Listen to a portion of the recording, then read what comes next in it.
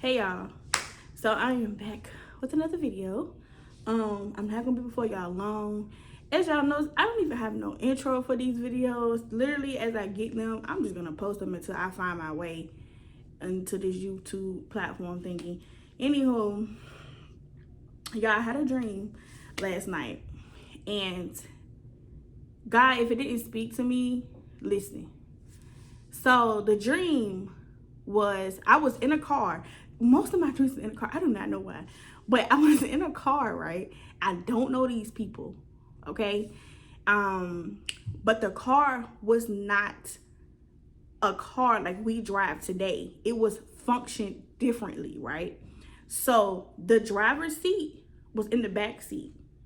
The back seat was in the driver's seat. And it was like I would say like a van, maybe like a van, because it was like two rows, and it was like people on the side of me, and it was still like the rows were the same, right? So somebody was beside me, but it was two rows in front of me. So the only way I could really see is if I was like going across their heads, or I was trying to, maneuver around them, and I remember saying, I was screaming, like, I cannot see. Now, mind y'all, the road is narrow. Okay? The road is narrow. On the side of me, on my left side of me, all I could see was trees. And I'm panicking because I'm like, I'm about to kill all of us. I cannot see. And there was a little boy. He was like, I think I should have sat in the front. Because it was a woman. I knew her in my dream, but I don't know her. The lady was like she was very light skinned with blonde hair. You know how those their hairstyles with the finger waves? She had blonde finger waves. She was a very pretty lady. I don't know who this lady is. And it was a man. And I can't even think about the other ones, the other people that was in the car. I believe it was like another person or two more people in the car, but they didn't stand out to me for whatever reason. And the man was like, that's why I should have drove. The little boy was like, I should have sat up there. And I'm just like, I'm hearing them, but I'm still focused. And I'm like, I cannot see. And we're finna go to this curve. And when we go to this curve, the road was getting smaller. Okay? Now it was already small, baby. It was only a one car. It was not enough room for it to be 2 lanes. It was only a 1 lane. I'm telling you, it was barely a lane, okay? And I'm like, Jesus, I'm finna come up on this curve. And next thing you know, I got out the dream. Now, I hate when the Lord, it's like a cliffhanger. He always leaves me with a cliffhanger. And I'm like, about to go in prayer. But before I go in prayer, I'm like asking God, I'm like, what does this mean? Like, can you tell me what this dream means? Because I don't understand it. And I'm sitting there, and as I'm meditating on it, like I'm asking the Lord, like, please give me revelation. A car is not functionable. The way the car was in my dream wouldn't be functionable in real life. So a car is orchestrated the way it's orchestrated, so that the driver is the only person that's driving, right? And what he was saying to me, God is the only person that knows where you're going. So it doesn't matter what the people beside you say. It don't matter who try to orchestrate it to make sense. God is the only one. Me being in the back seat was my anxiety, because I was trying to control things. That's what it looks like when when God is telling you to go somewhere and you don't really know where you're going. And it's like, I can't see where and you're getting frustrated. And then you got people on the side of you over here saying what you should do. And you got people on the side of you saying, maybe you should do this or maybe you should do that. And God is like, what did I say? And he was showing me, this is what your life is going to look like if you keep worrying about what this person is saying and what you can see. My God. It's like even right now, it's downloading. So I came here to tell you guys, please, when you put your full trust in God, let it be that. Let it be that. It's going to be some times. I was having a moment yesterday, and I believe this is why God was speaking to me, because I was like, you got to talk to me. Like, I was pacing back and forth trying to make a decision. And I'm like, I feel like I've been here before. Like, I don't know what I want to do with this situation. And it just made me think about the time I had to make this decision before. And I'm like, well, he didn't leave me that time. So if I make it this time, but I don't want it to be out of my will. So I just started praying, God, what is your will? Whatever decision I make, please let it be in your will. And I went to sleep, and that's what that dream was. And the clarity was, stop trying to control everything. This is what your life gonna look like. You're gonna be in a constant fear because the car isn't orchestrated, or it's not functionable with two people driving. It's only functionable with one steering wheel. So everybody else's opinions can't drive the car.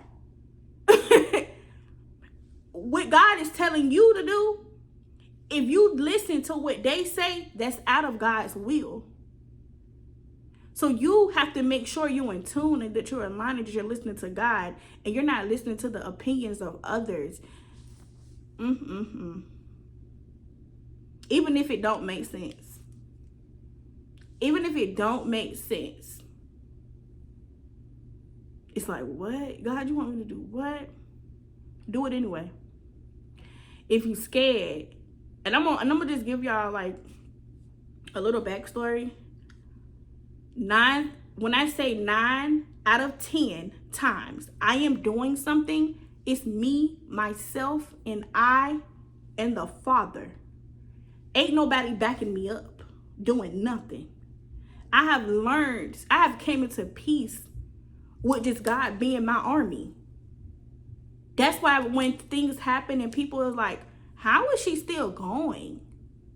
How is she's blossoming? Yeah, I don't put my faith in man. But that is not to say I don't worry. I have anxiety. I don't have anxiety. I was struggling with it because I need to stop coming to agreement with it. I was struggling with anxiety. But now I've been doing the work, and it's like God is telling me, like, okay, this is going to require you to trust me more because you can't see the outcome. So you're starting to have anxiety. And it was something Pastor Mike said. He said anxiety is worrying about the future and depression is worrying about the past. You guys, I struggled with both of those. My depression, I was unforgiveness. Anxiety, because of my unforgiveness, I don't know where I'm going. Because of my hurt, because of the betrayal, you want me to do these things, I don't know where I'm going. Lord, please don't let these kids come in this room while I'm recording. Anyway, but that's what I wanted to share. I hope this helps somebody. Like, God did not create us. When you are a child of God, he didn't create you to be worrying. He didn't create you to be, oh, what's my next move? Lean on him and not your own understanding. You have to trust in him. So let him drive. And that's why I say we're on a journey. It makes sense. I'm on a healing journey. So I don't know what that looks like. And to me, it's like, this is new for me. I'm healing. I want to cuss people out, but I'm not cussing people out. I'm shutting my mouth. Lord, help me. Okay, I ain't never did this before. You want me to do something, but I don't know what it looked like. And he's like, you still worrying. Look at where you are. You still worrying. And it's like, you gotta let God, you gotta let him drive. And it was another analogy I was telling my mom, because I was talking to her about my dream.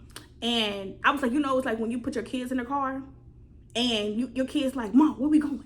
Where we going? And you like, just get in the car. You'll see when we get there. You gotta see when you get there. When God tell you to come on, you just gotta come on. Like, you just gotta come on. And I feel like sometimes he tell us that because he knows if we see the obstacles, we won't go. We really won't go. So it's like, I know it's very simple, but the reason that it was in a dream and he gave it to me like that, I feel like it's kind of like a warning. Like, stop doing that, because you're gonna let the enemy get a foothold. Once he see you worrying, that's when the doubts start coming in. That's when the lies can come in, right? And start interfering with your thoughts, and you're thinking that they're your thoughts and they're not. That's when the trick of the enemy comes. So you need to be in your word. When those thoughts come in, you need to be God did not give me the spirit of fear, but of love and power and a sound mind. Why are you scared? Where that coming from? So just take that, and I'm gonna take my own advice, because baby, I ain't gonna lie, this walk a little it's a little shaky, but I have to remind myself every single day, and this for any mom. I have 2 kids with autism. It's nobody in this house but me and my kids, and baby, I hold it down by the grace of God. By the grace of God. Ain't nobody but God. I'm living in a prayer. Like, if only y'all knew. This ain't nobody but God. So I hope that motivates y'all, and one day I will share my story about me and my kids. But baby, that's today ain't today. We'll be here all day. But I just hope that motivated somebody and encouraged somebody. If I get more deeper revelation, I'll hop back up here, but that's all I got to say, y'all.